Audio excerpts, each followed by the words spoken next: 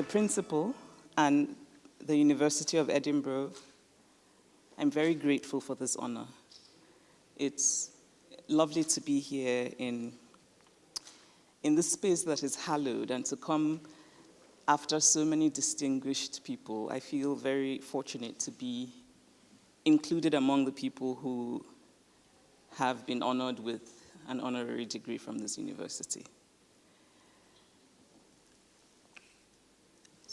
So when I was thinking about what to talk about, I was told that one of the things that might be useful would be to talk about the lessons that I've learned in my writing life and my speaking. And I also wanted to say something about, thank you so much, Dr. Bompani, for your 4 suggestions.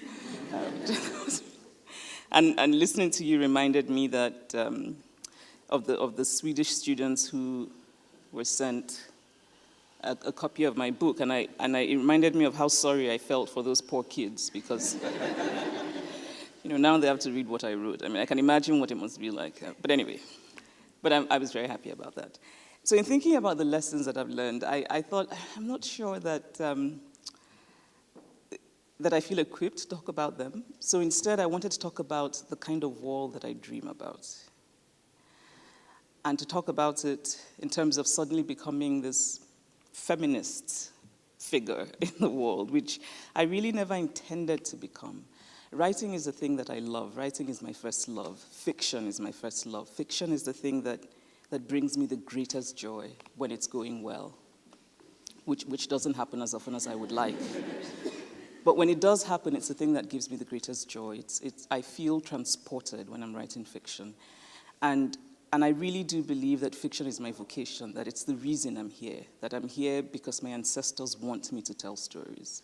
And so I've always been a person who watched the world very carefully. I am as fascinated by, for example, being at an airport, watching people saying goodbye, watching and noting the particular slump in the shoulders of a man who's just said goodbye to the family he loves. I am as interested in little details like that as I am in the larger details, in how political forces shape our lives. So fiction is the thing that I love. But what happened was that having published fiction and having been given a voice and a platform, I realized that I could also talk about the other things that I care about. I've always been politically engaged. I've always been very much aware of how politics isn't just about policy. It's also about people. It's about people's lives, about emotions, about the way injustice affects us. And so I started to talk about feminism, because I think that feminism is a fundamental issue of human rights. And because I feel very strongly about how important it is that we try to take away the negative stereotypes attached to feminism. And so I dream of a world in which we all collectively start to deconstruct masculinity. I dream of a world in which we tell little boys that it's okay to cry, that they should cry, that vulnerability is a wonderful thing, that we give little boys the language to talk about emotions. I dream of a world in which women are no longer perceived to be a species of angels, and I'll tell you what I mean. I think often that in the conversation about gender, there's the assumption that women are somehow morally better than men. And so, which is why there's actually a new series on Netflix called Killer Women, which I find ridiculous because there's, in some ways it's making a fetish of the idea of evil manifesting itself in the female form. It shouldn't be, it's normal. Female evil should be just as normal as male evil. We shouldn't have higher standards for women. We shouldn't assume that because a person is born a woman, that person somehow is just one step lower than angel. I find it quite dehumanizing for women, because what it means is that women cannot be judged on the same terms as men. I remember once a politician in Nigeria who was a woman had stolen money, which is an exercise that most Nigerian politicians are very adept at. And she was pilloried. And I remember a journalist saying, and she's a woman. And somehow the assumption was it would be better if she were a man, because then, we wouldn't judge her so harshly, because, we expect men to steal. And so I think that the idea of women being a species, another species of angels, is bad for both women and for men, because what it does is that it makes the standards uneven. So I dream of a world in which women are seen as human. A world in which women are allowed to be many things. A world in which women can be something and another thing, rather than something or another thing. And I thought I would finally read a short excerpt from Dear Ejawele. Dear Ejawele is my most recent book, and it's a long letter that I wrote to a friend of mine who had a child, and she asked me how to raise her child a feminist.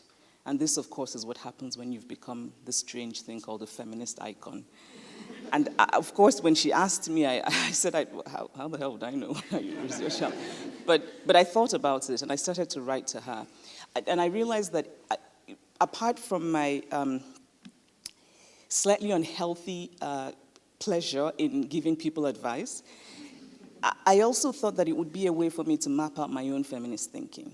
And in some ways, to map out what I like to think of as a framework of the world that I dream about. And so there are a number of suggestions. The last one, the 15th suggestion, I like to think embodies really my worldview. And so I'd like to read that. The child's name is Chizalum. Teach Chizalum about difference. Make difference ordinary. Make difference normal. Teach her not to attach value to difference. And the reason for this is not to be fair or to be nice, but merely to be human and to be practical. Because difference is the reality of our world. And by teaching her about difference, you are equipping her to survive in a diverse world. She must know and understand that people walk different paths in the world, and that as long as those paths do no harm to others, they are valid paths that she must respect. Teach her that we do not know, we cannot know everything about life. Both religion and science have spaces for the things we do not know, and it is enough to make peace with that. Teach her never to universalize her own standards or experiences. Teach her that her standards are for her alone and not for other people. This is the only necessary form of humility, the realization that difference is normal. Tell her that some people are gay and some are not. A little child has 2 daddies or 2 mommies because some people just do. Tell her that some people go to mosque and others go to church and others go to different places of worship and still others don't worship at all, because that is just the way it is. So you say to her, you like palm oil, but some people don't like palm oil. And she says to you, why, mommy? And you say to her, it's just the way the world is. Some people like palm oil and some people don't. Please note that I am not suggesting that you raise her to be non-judgmental, which is a commonly used expression these days, and which slightly worries me. The general sentiment behind the idea is a fine one, but non-judgmental can easily devolve into meaning don't have an opinion about anything. And so instead of that, what I hope for Chizalum is this, that she will be full of opinions, and that her opinions will come from an informed, humane, and broad-minded place. May she be healthy and happy. May her life be whatever she wants it to be. Do you have a headache after reading all this? Sorry, next time don't ask me how to raise your daughter a feminist. And I'll end here. Thank you.